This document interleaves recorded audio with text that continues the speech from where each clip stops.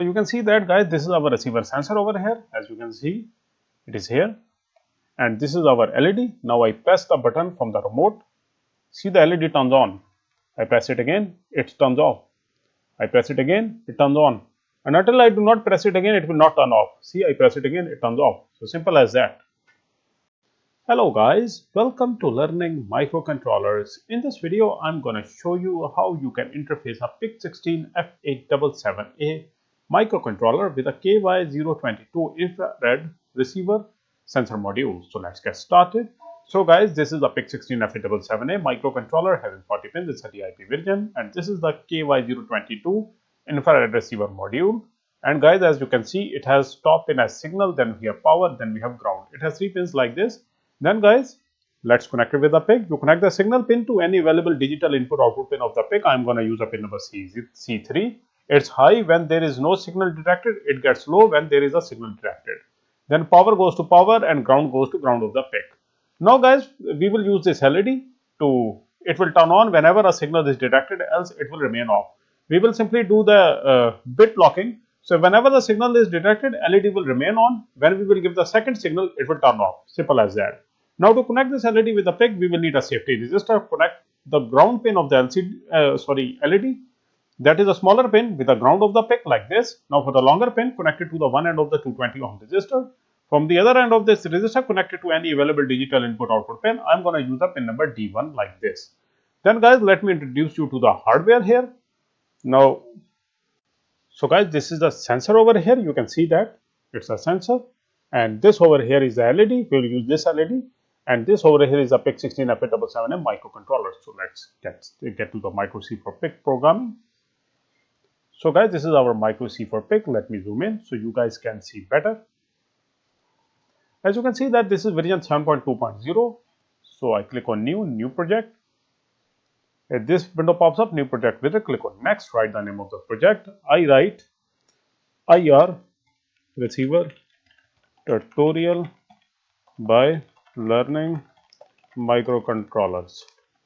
And this is the path where the file will be created, and select the microcontroller. I am going to use the PIC16F877A. The crystal at the pin number 13 and 14 is 20 megahertz in my case. Just write the name of that crystal here. Click on next and finish. Now guys, before you do anything else, first of all, save your work. Press Ctrl S like this. Save it. Now guys, first of all, we have 2 pins. One is for the sensor and other one for the LED. We initialize the sensor pin, that it is C dot. Let me recheck which pin it is. So we should not make a mistake here. So the sensor is at pin number C3 and LED at D1. C3 and D1. So C dot F3 equals to 1. 1 means it's an input, and initially port C dot F3 equals to 1, because by default this LED is high whenever an output is detected. Like an infrared comes value is detected, it goes low. So it should be initially high. So give some initialization delay. 20 will do fine. Now guys, for the LED pin, the address D dot F1 D1 equals to 0. Now here it's 0 means it's an output, 1 means it's an output. Now initially this pin should be at off. So LED by default must be off. So for giving it off, you must give it a 0. So initially it's 0. Give some initialization delay for the LED as well. This delay is not necessary, but I suggest you always give it in the one-time loop. Now we move on to our forever loop, starting here and ending here. Now first of all, we will need to read the value from the sensor. So we write here, if port C dot F3 double equals to 0, like by default it's 1. So if it goes 0, then what should happen? What should happen is that we will go into another forever loop like this. Now we are in another forever loop here like this. Here, before entering the forever loop, what it will do, it will give some delay ms 50 100, so that we should not press it again and again, that it should enter and leave the loop at the same time. That will not be correct. So we also give some okay, this is fine now. Okay, that's perfect. Now guys, what we do in the forever loop is that we turn on the LED here, because we are doing interlocking. And in interlocking, it means that once one value is received, the LED will turn on. And now if again Inside the loop, LED is on. Now again it will keep on checking. If the sensor goes low again, then what it should do? It will break out of this loop, and once it breaks out of the loop, I write here else LED is off. So this LED goes back to the default state, that is off. Simple as that. So here what we are going to do is that we are going to check if the sensor goes low. Once the sensor is go, we will wait for 100 milliseconds, then we will turn on the LED, and now the LED is on. See, now as soon as again we gonna check, if again the button is pressed, again the signal comes, then it will break out of this loop and it will turn off the LED. So in short, it will be like this. For first signal, it will turn on the LED. For the second signal, it will turn off the LED. So we go to our PIC16 programmer tool, select the file, click on write. Okay, the new file is being written. Okay, let it write. Let's move on to the hardware. So this is a remote I am going to use. This is my AC remote.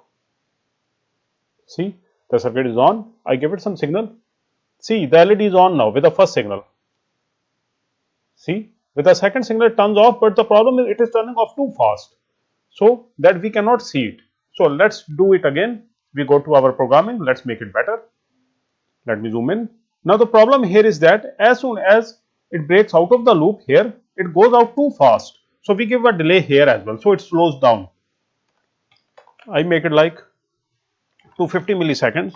So whenever the signal is detected that is to turn off the LED, it will wait for 250 milliseconds, then it will turn off, so that our human hand cannot work at such a high speed. So we gave 250 millisecond delay so that our human hand can be compensated with this.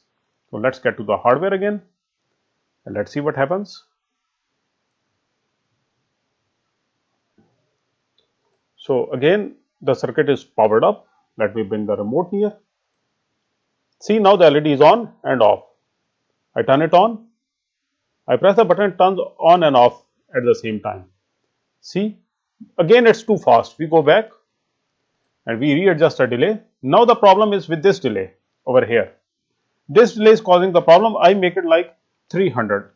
Now this is too fast. It is immediately taking the value and going here and then breaking out of the loop. We need to increase the delays because our human hand is slow, very slow, and this controller is very fast. So we have to deal with this. So we rebuild the code and we write it. Let me zoom out. Let's get to the hardware again and see what happens this time.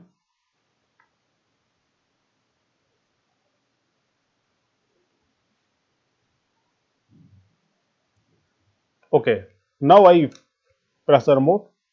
See, the LED is on. Now it's good enough. I press it again. See, the LED is off. Now it is working fine. Now I have given half a second delay. Now our human hand can be compensated. See that it is working perfectly fine.